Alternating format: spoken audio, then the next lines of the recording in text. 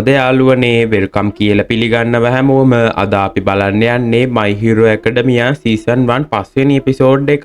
කලින් කතාව බලන්න නැත්නම් ඒවත් ගිහින් බලන්න, නැත්නම් කතාව තේරෙන එකක් නෑ. ඒ වගේම විශේෂයෙන් මතක් කරනවා පහළ කමෙන්ට් බොක්ස් එකේ දාලා තියෙන channel වලට join වෙන්න කියලා. ඒ වගේම මගේ channel එකකුත් තියෙනවා. ඒකටත් අපේ කලින් කතාවේ දේවල් දානවා. ඒකට අනිවාර්යෙන්ම join වෙන්න.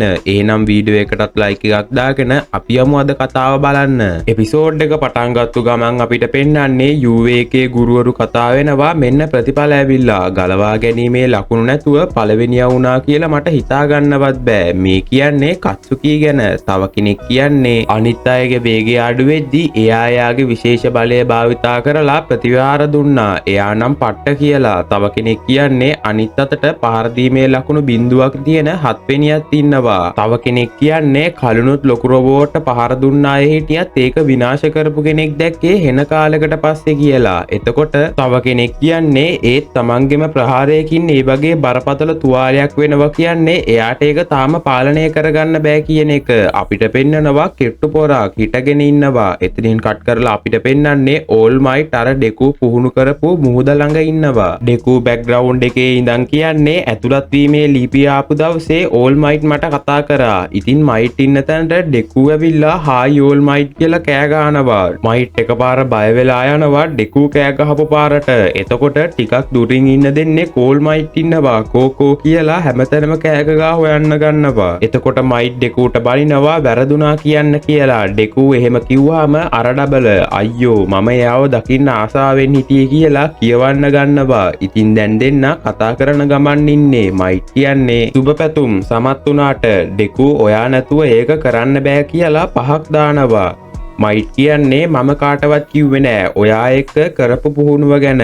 ඔයා හිතන්නේ මම වංචා කරා කියලාද? මම විනිශ්චය කරන කෙනෙක් නෙමෙයි. ඔයාමයි ඒක පාස් කරගත්තේ කියලා කියනවා. ඩෙකු කියන්නේ ඒක කියපු එක නම් ගොඩක් හොඳයි කියලා. ඩෙකු කියන්නේ ඔයා මෙහෙ ගුරුවරයෙක් විදියට ආපු එක දැනගත්තාම මට පට්ට පුදුම හිතුණා. මොකද ඔයාගේ ඒජන්සිය තියෙන්නේ ටෝකියෝ වල මිනටෝ වලනේ. එතකොටම මයිට් නවත්ත ගන්නවකෝ. ඉස්කෝලෙන් නිවේදනය කරනකම් මට කාටවත් කියන්න බැරි වුණා. මම අනුප්‍රාප්තිකෙක්ව හොයනකොට තමයි මට රස්සාව ලැබුණේ. එතකොට ඩෙකුට මතක් වෙන්නේ කල්නුත් මයිට් එහෙම කිව්ව නේද කියලා. ඩෙකු තනියෙන් හිතන්නේ එයා සැලසුම් කරලා තියෙන්නේ ශිෂ්‍යයෙක්ගෙන් කෙනෙක්ව තෝරගන්න. විශේෂ බලයක් තියෙන කෙනෙක්ව. මම වගේ කෙනෙක් නෙමෙයි. ඩෙකු මයිට් කියන්නේ one for all එකේ එක පයින් පාරකින් මගේ මුළු ඇඟම කඩලා ගියා.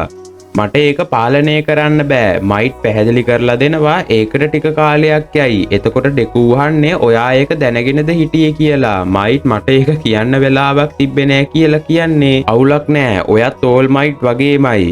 එක්කෝ ඔයා 100%යි නැත්නම් 100%යි. මෙහෙම කියන ගමන් හිස් ටින් දෙකක් අතට ගන්නවා. මයිට් කියන්නේ දවසක ඔයා බලය පාලනය කරන්න ඉගෙන ගනි. එතකොට ඔයාට පුළුවන් වෙයි ඒක පාලනය කරන්න. පුහුණු කරන තරමට ඔයාට බලය පාලනය කරන්න පුළුවන් වෙයි. මෙහෙම කියන ගමන් අර ටින් දෙක පොඩි කරන ගමන් ඕල් මයිට් වෙනවා. එතකොට අර එහායින් හිටපු ඩබල අන්න ඕල් මයිට් කියලා කෑ ගහනවා. එතකොට යමු මිදෝරියා කියලා මයිටුයි ඩෙකුයි වෙරළ දිගේ දුවන්න ගන්නවා. මයිට් කියන්නේ ඔයාට දුන්න ගිනිදැල්ල තාමත් පොඩි. අනාගතයේදී ඒක සුළඟටයි වැස්සටයි මූණ දීලා තවත් ලොකු වෙයි. මෙහෙම කියලා මයිට් තනියෙන් හිතන්නේ ඊට පස්සේ මම හිමින් හිමින් දුර්වල වෙලා නැති වෙලා යයි. මම මගේ වැඩේ ඉවර කරයි කියලා. අපිට ඉඟියක් දෙනවා මයිට්ගේ කාලය හරි වගේ. එතනින් කට් කරලා අපිට පෙන්වන්නේ අප්‍රේල් වල. දැන් ඩෙකු UA එකට යන්න හදන්නේ ඉගෙන ගන්න. ඉතින් නම් මා ලේන්සුව තියෙනවද කියලා අහලා වද දෙනවා. ඩෙකු මම යනවා කියලා යන්න හදනකොට අම්මා කියන්නේ මට ඔයා ගැන ආඩම්බරයි කියලා. ඩෙකුත් hina වෙලා ගෙදරින් පිටත් වෙනවා.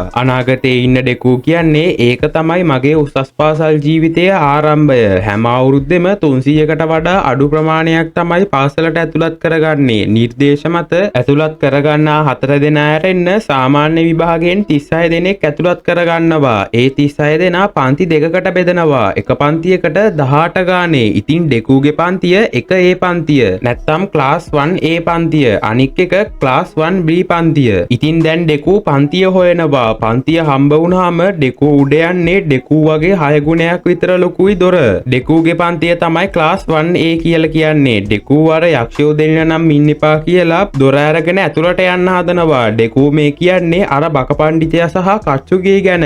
ඉතින් ඩෙකෝ දොර අරන් යන්න හදනකොට ඉස්සරහා කරුමෙටම වගේ අර ඩබල ඉන්නවා. කච්චුකීට බක පණ්ඩිතයා බනිනවා ඩෙස් එකෙන් කකුල ගන්න කියලා. ඉතින් කච්චුකී කියන්නේ උඹ කොහෙන්ද ආවේ අමතර චරිතය කියලා. එතකොට පණ්ඩිතයා අපිට එයාගේ විස්තර කියන්නේ මෙන්න මෙහෙම.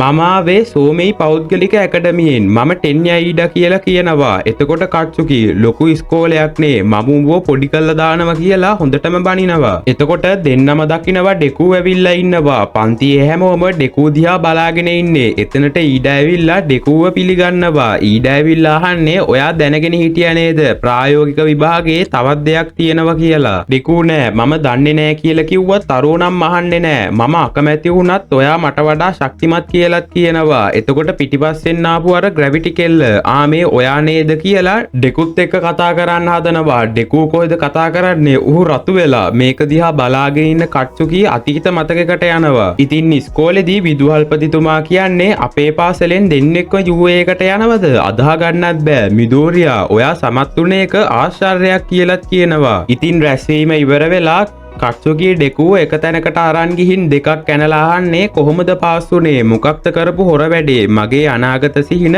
ඉරලා දැම්ම තමුසේ. මම තමුසෙට කිව්වනේ ඇතුළත් වෙන්න එපා කියලා. මෙහෙම කියලා බලනකොට ඩෙකු කවදාවත් නැතුව ඩෙකු කච්චුකී පහර දෙන එක නවත්තලා කියන්නේ කෙනෙක් මට කිව්වා මට වීරයෙක් වෙන්න පුළුවන් කියලා. ඉතින් මම ඒ දේ කරනවා. ඔයාට ඒක නවත්තන්න බෑ කියලාත් කියනවා. ඉතින් වර්තමානයේ කච්චුකී හිතන්නේ මට අකීකරුනේ කොහොමද? මම හොයාගන්න ම්කෝ කියලා කියනවා. ඉතින් අර කෙල්ල ඩෙකු ළඟ කියවනවා ඉවරයක් නෑ. අපේ ගුරුතුමා කවුරු වෙයිද කියලා. එතකොට පිටිපස්සේ හෙන නිදිමතෙන් ඉන්න කෙනෙක් තෙල්ලම් කරන්න ඕනේ නම් වෙන තැනකට යන්න.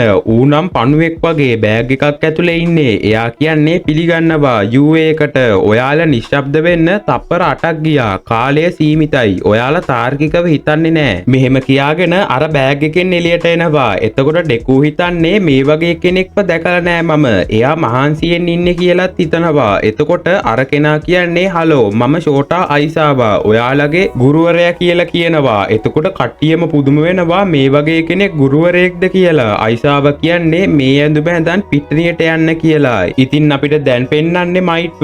එයා පාසලේට අදාළ පොතක් කියවන ගමන් ඉන්නේ. එයා හිතන්නේ UA එක අනිත් ඉස්කෝලේ යන පාරේ යන්නේ නෑ කියලා. එතනින් කට් කරලා අපිට පෙන්වන්නේ පිට්ටනියේ ඉන්න ළමයි ටික. මේ සෙට් එක කෑ ගහනවා බලය මැනීමේ පරීක්ෂණයක් ආපු පළවෙනි දවසේම තියෙනවද කියලා. කට්ටියට ඇතුළත් වීමේ උත්සවයට යන්න දෙන්නෙත් නෑ පුහුණුව කරන්න ඕන නිසා. ඉතින් මෙතන කරන්න හදන්නේ Tamanගේ ශාරීරික ශක්තියත් සමග සුපර් පවර්සුත් එකතු කරලා දෙයකට ප්‍රහාර එල්ල කරන එක. මෙතනදි කරන්නේ බෝලයක් විසි කරන එක. අයිසාව කච්චුකී විභාගයේ වැඩිම ලකුණු නිසා එයාට පළවෙනි තැන දෙනවා. දැනට කච්චුකී බෝලයක් විසි කරලා තියෙන්නේ මීටර් 67යිලු. ඉතින් කච්චුකී මැරියන් කියලා බෝලේ හෙන දුර විසි කරනවා. එයාගේ පවර්ස් ඒකටත් යොදවලා බෝලය මීටර් 705.2ක් දුරට යනකම් විසි වෙනවා. කට්ටිය කතා වෙන්නේ මේක පට්ට ආතල් කියලා. එතකොට අයිසාව කියන්නේ ආතල්නේ UA එකේ වීරයෙක් වෙන්න අවුරුදු 3ක් යනවා. මුළු කාලයේදීම මෙහෙම දින්න හදන්නේ මෝඩරැල. මේ පරීක්ෂණ 8න් අන්තිම වෙන කෙනාව ඉස්කෝලෙන් නෙරපා හරිනවා කියලා කියනවා. කට්ටියම බය වෙනවා මේක අහලා. එතනින් කට් කරලා මයිට් හිතන්නේ අප්පට සිරි. අයිසාවද ක්ලාස් 1A එකේ ගුරුවරයා. මිදෝරියා ඔයාට ආරම්භයේ ඉඳලම දුක් විඳින්න වෙයි. ඉතින් අපිට ආයෙත් පිට්ටනිය පෙන්නනවා. ඩෙකු බය වෙලා හොඳටම. ඉතින් කට්ටියම පුහුණුවට සූදානම් වෙනවා. අර ග්‍රැවිටි කෙල්ල අයිසාවට කියන්නේ මෙහෙම කරන එක අසාධාරණයි කියලා. අයිසාව ඒ කෙල්ලට බනිනවා හොඳටම. හෙන ලොකු දේශනාවකුත් දෙනවා. වීරයෙක් වෙන එකේ වැදගත්කම කියලා දෙනවා. ඉතින් දැන් පරීක්ෂණ අංක 1 පටන් ගන්නවා. පරීක්ෂණ අංක 1 තමයි මීටර් 50 දිවීම. ඊඩා සහ 80යි. ඊඩගේ පවර් එක එන්ජිමක් වගේ වේගයෙන් යන්න පුළුවන් වෙන එක. 80ගේ පවර් එක එයා ගෙම්බෙක්. මේ තරගෙන් ඊඩ දිනනවා. ඊළඟට ඔචාකෝ උරරාකා ශූන්‍ය ගුරුත්වාකර්ෂණ ශක්තිය. තව අර කොල්ලද මන්ද කෙනා යූගා එයාට තියෙන්නේ ලේසර් බලයක්. තප්පරයකට වඩා එක දිගට ලේසර් විද්දොත් එයාගේ බඩ රිදෙනවලු. ඉතින් දැන් දුවන්නේ ඩෙකුයි කට්සුකුයි. කට්සුකී දිනනවා ඩෙකුට හැරෙන්නවත් වෙලාවක් නැහැ. කට්සුකීගේ පවර් එක පිපිරීම. ඩෙකු හිතන්නේ මම ශක්තිය එළියට දැම්මොත් මම ඉවරයි.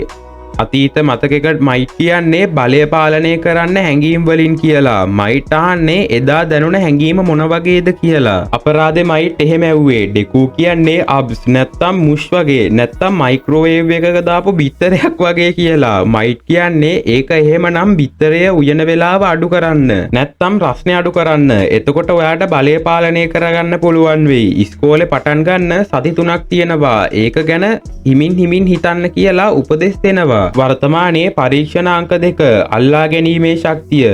ඒත් දෙකුට වැඩේ කරන්න වෙන්නේ නෑ. පරීක්ෂණ අංක 3 සිටගෙන දුර පැනීම. ඒකත් හරියන්නේ නෑ. පරීක්ෂණ අංක 4 නැවත පැත්තට පැනීම. ඒකත් ඉතින් අහන්න දෙයක් නෑ. පරීක්ෂණ අංක 5 බෝලය විසි කිරීම. උරරාකා බෝලය විසි කරනව නෙමෙයි ඒක පහ කරවනවා. එයාට හම්බ වෙන්නේ ඉන්ෆිනිටි කියන ලකුණ. ඉතින් දැන් ඩෙකෝගේ වාරේ. ඩෙකෝ හොඳටම බය වෙලා ඉන්නේ. ආයෙත් ඊඩයි කත්සුකී රණ්ඩු වෙනවා ඩෙකෝගේ පවර් එක ගැන කතා වෙවි. අයිසාවත් ඔන්න එහෙනම් කියලා බලාගෙන ඉන්නවා. ඩෙකු පරණ දේවල් මතක් කරලා බෝලය විසික් කරන්න හදනවා. එයා 1-4 හෝල් එක පාවිච්චි කරලා බෝලය විසික් කරත් බෝලය යන්නේ හෙන පොඩි දුරයි. අපිට අයිසාවගේ ඇස් පෙන්නනවා. ඒව රතු පාට වෙලා මම ඔයාගේ බලය මැකුවා. ඇතුළත් වීමේ විභාගය තාර්කික නෑ. ඩෙකුට දැනුයි මතක් වෙන්නේ මෙයයි ඉරේසර් හෙඩ් කියලා. අපිට පෙන්නනවා මයිට් මෙතන හොරෙන් බලන් ඉන්නවා. එයා හිතන්නේ අයිසාව මාධ්‍යයට වැඩිය කැමති නෑ. ඒක එයාට බාධාවක්ලු. ඉතින් අයිසාව ඩෙකුගෙන් අහන්නේ ඔයාට බලය පාලනය කරන්න බෑනේ. ඔයාගේ අදහස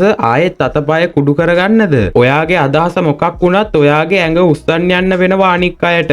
ඉස්සර උද්‍යෝගිමත් වීරයෙක් හිටියා. එයා තනියම මිනිස්සු 1000ක් විතර බේරගත්තා. එයා පුරාවෘත්තයක් හැදුවා. ඔයාටත් ඒ වගේ පවර් එකක් තිබ්බත් ඔයා කෙනෙක්ව බේරගත්තට පස්සේ ඔයා නිකන් වැඩ කරන නැති බෝනික්ෙක් බවට පත් වෙනවා. සමා වෙන්න. ඔයාගේ බලයත් එක්ක ඔයාට වීරයෙක් වෙන්න බෑ. මම ඔයාගේ බලය ආපහු දුන්නා. ඔයාට අවස්ථා දෙකක් දෙන්නම්. උත්සාහ කරන්න කියලා කියනවා. දැන් ඩෙකු හිතනවා මොකක්ද කරන්න කියලා. අයිසාව හිතන්නේ මොනා කරත් ඔයාට මෙතන ඉඩක් නෑ කියලා. ඩෙකු කල්පනා කරලා බෝලය විසික් කරනවත් එක්ක පවර් එක ඇඟිල්ලකට අරන් ඒ ඇඟිල්ලෙන් එකපාරක් දෙනවා. එකපාරක් කිව්වට පොඩි ටච් එකක් දෙන්නේ. බෝලේ විසි වෙලා යනවා හෙන දුරකට. ඩෙකුගේ ඇඟිල්ලක් විතරක් කැඩිලා බෝලය මීටර් 75.3ක් මීටර වෙනකන් දුරට යනවා. කලින් කත්සුකී විසික් කරේ මීටර් 705.2නේ. ඒත් මේ පාර ඩෙකු 705.3ක් මීටර වෙනකම් බෝලය විසි කරලා ජයග්‍රහණය කරනවා. ඩෙකු අයිසාවට කියන්නේ දැක්කද මට තාමත් හෙලවෙන්න පුළුවන් කියලා. අයිසාව පුදුමෙන් හිතන්නේ මේ කොළුව නම් කියලා. හැංගිලා ඉන්න මයිට් හිතන්නේ ඔයාට බලය පාලනය කරන්න බැරි වුණත් ඔයා ඔයාගේ ශරීරය කඩාගත්තේ නෑ. තුවාලය අවම කරගෙන බලය උපරිමය කරමින් වැඩේ කරා. මොන මගුලක්ද යකෝ. ඔයා නම් සුපිරි කියලා හිතනවත් එක්ක